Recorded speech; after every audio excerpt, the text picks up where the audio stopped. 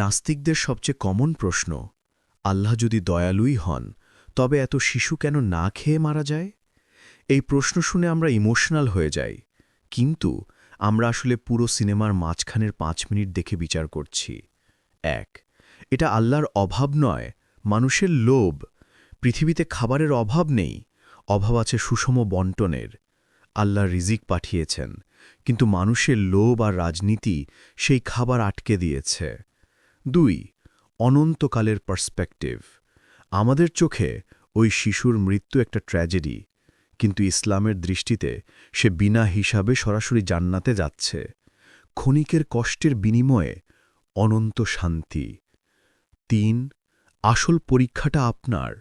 ওই শিশুটির মৃত্যু আল্লাহর অক্ষমতা নয়, বরং আমাদের মতো সামর্থ্যবানদের জন্য পরীক্ষা।